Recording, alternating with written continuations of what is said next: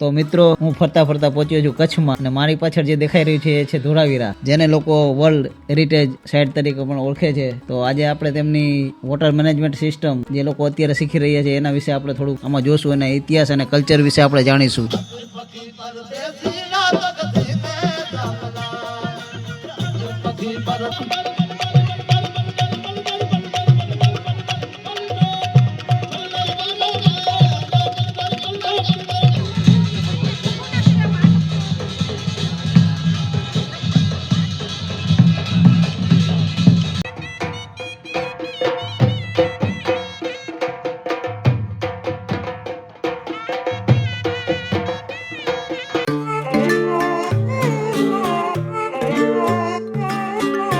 તો મિત્રો Dholavira only 5 kilometre બાકી છે. જોવો તો ફટાફટ નીકળીએ. બાકી જો મેં અહીંયા ધોળાવીરાની પહેલા જો અહીંયા આવે છે હોટલ હેવન ધોળાવીરા, તો ત્યાં નાસ્તો કરજો ને આલુ પરાઠું ખાજો, મસ્ત આવે છે. બાકી હવે હાર્દિકભાઈ આપણે નીકળીએ ને. હા, અને આપણે અહીંયા જો ઇન્દોરના ફ્રેન્ડ મળી ગયા હતા 3, હમણાં જ ફ્રેન્ડ બની ગયા, તો એ પણ અમારે યાર આવે છે ને.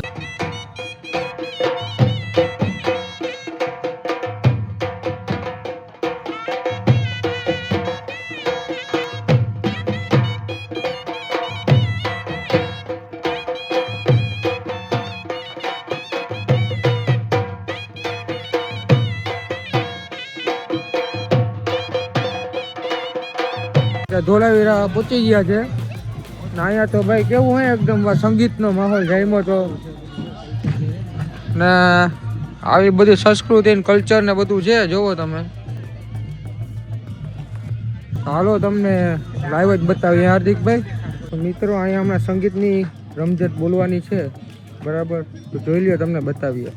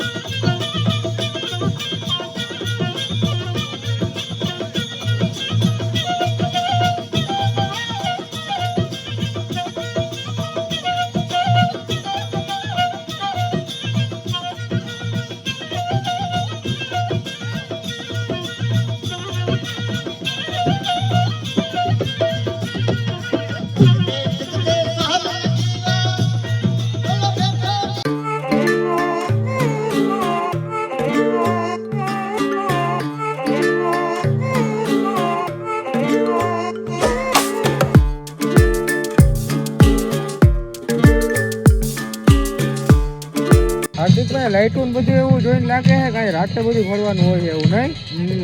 રાતે ફરવાનું હોય મિત્રો. અહીં જોવો તમે, લાઇટિંગ જોવો, ખાલી કેટલી લાઇટ લગાવેલી છે આમ લાઈનમાં, બરાબર. બહુ લાઇટિંગમાં જો બહુ મજા આવે. રાત્રે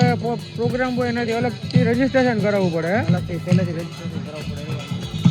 બાકી જોવો આ કેમ જઈનું હે સુઈ જાય ભાઈ. ચકેડા ફરે તો અમને નથી ખબર પડતી. ચકેડા ફરે ભટકાય પાછા મારતા જાય, ચકેડું ફરતા જાય, ચકેડું ફરતા ફરતા લાકડી મારતા જાય. હવે કઈ રીતે કરે અમને ખબર નથી, તમને બતાવું, જોવો જોઈએ.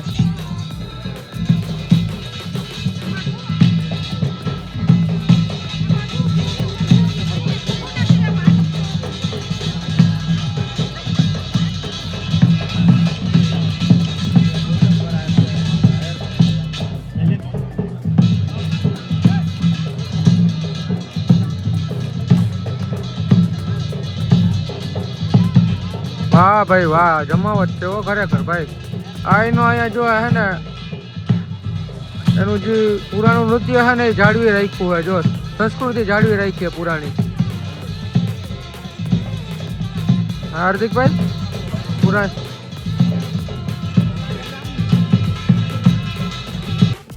હાર્દિકભાઈ જો અડધું ફર્યા ને તો કહી દીધું કે અહીંયા કે ફરવામાં કે શું છે આવું, એટલે બધું જૂનું પુરાણું છે કે એ જ જોવાનું છે કે. હા, બાકી ટૂંકો મારવાની ચેલેન્જ કરી જગ્યા છે. જોવો ભાઈ, જોયું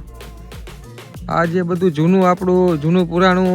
અમુક તો જો થોડું ખંડેર થઈ ગયું છે ને ઓલી બાજુ આગળ છે એમાં બધે લાઇટિંગ ને એવું રાખ્યું છે એ બધું જૂનું પુરાણું છે જો અહીંયા ગુફા જેવું છે લાખો ધોળાવીરા જે હતું પેલા નગર એ ધોળાવીરા નગરનું જ છે બધા અવશેષો હે તો ચાલો બધાને એકદમ ઓવરવ્યુ આપણે બતાવી દઈએ મિત્રો આપણે પહોંચી ગયા અનાજ કોઠારમાં જોવો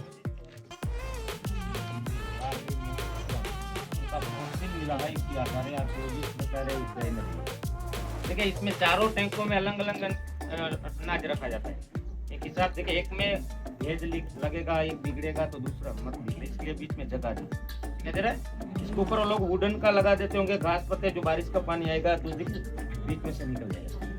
जो बार्ली आज बार्ली बियर बनता है ना वही 5000 साल पहले हम लोगों ने कोई मदिरा का यूज किया होगा तभी तो इतना हार्ड वर्क काम कर पाए આ જગ્યા કોઈ ખંડેર નથી પણ એક એવી કહાની છે જે આપને આપના મૂળ સુધી જ લઈ જાય છે ધોળાવીરા આપને શીખવે છે ટેકનોલોજી વગર પણ લોકો કેટલા શક્તિશાળી હોઈ શકે ને આજના સમયમાં ધોળાવીરા એક યુનેસ્કો હેરિટેજ પ્લેસ તરીકે ઓળખાય છે અને જે આપણા ભારતનું ગૌરવ છે તો ધોળાવીરાની સૌથી ખાસ વાત એ છે કે ત્યાંની જે પાણી સંચાલનની પ્રણાલી છે ને રણ વિસ્તારમાં હોવા છતાંય ત્યાંના પ્રાચીન લોકોએ મોટા ટાંકાઓ નહેરો અને જળાશયો જેવા વરસાદી પાણીનો સંગ્રહ કરવા માટે જે વ્યવસ્થા બનાવી હતી ને એ જોવા જેવી છે અને ત્યાંથી આપણે ઘણું શીખવા જેવું છે તો આપણે ધોળાવીરા એ બતાવે છે કે આપણા જે પૂર્વજો હતો ને કેટલા બુદ્ધિશાળી આયોજનબદ્ધ અને પ્રકૃતિ સાથે સંતુલન જાળવીને જીવતા હતા એ જ આપણે ધોળાવીરામાંથી શીખવાનું છે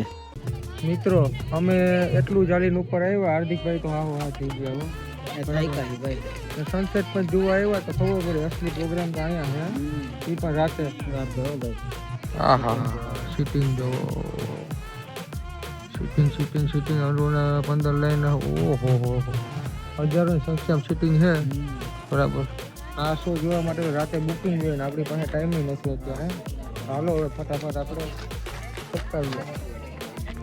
હું ને હાર્દિકભાઈ વિચાર કરતા રહી ગયા કે આ બધું હે હું હાર્દિકભાઈ અરે ભાઈ ખબર જ નથી પડતી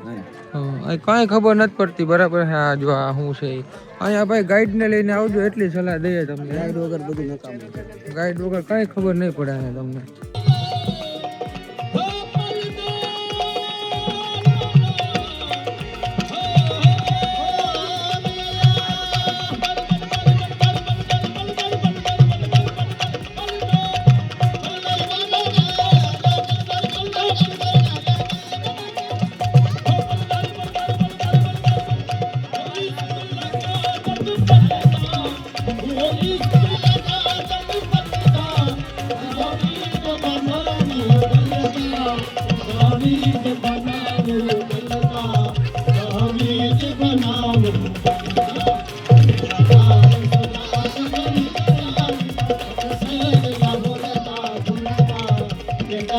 તો મિત્રો તમને એક્ઝામ્પલ આપું એક 50-60 જણા છે ને તો ગાઈડ રાખ્યો જોયું ને કેવું હે ધીરે ધીરે જો અહીંયા છે ને ઓછામાં ઓછા 70 થી 80 જણા હશે 70 થી 80 જણા ગાઈડ રાખ્યો હે હા ગાઈડ રાખે ભાઈ 70 થી 80 ગાઈડ રાખ્યો ને વચ્ચે માઇક થી બોલે છે ઓલો ભાઈ મેં શું ચાલે છે માઇક થી સમજાવે છે ગાઈડ એ રીતે આવો ને તો સરખું તમને ખબર પડે હે બાકી ન પડે અમને જો ખબર પડી કે ગાઈડ રાખીને આવવાનું એટલે તમે નેક્સ્ટ ટાઈમ આવજો તો જ ખબર પડશે ને કંટાળો આવશે ને અહીંયા આવવું હોય ને તો તમારે નાઇટમાં આવો ને તો તમને સારો નજારો ને બધું જોવા મળે એવું છે ભાઈ નાઇટમાં દિવસમાં નહીં જે છે એ બધું નાઇટનું જ છે અહીંયા લાઇટિંગ શો ને બધું હશે દિવસમાં કઈ મજા નહીં આવે બહુ આવશે મજા નાઇટ જેવી નહીં આવે પગ જાજા દુખશે પગ વધારે દુખશે ખબર નહીં પડે ગાઈડ વગર તો અહીં એન્ટર થતાં જ મ્યુઝિયમ આવેલું છે તો તેની મુલાકાત જરૂર લેજો અને એક વાત એ છે કે એમાં ફોટોગ્રાફી અલાઉડ નથી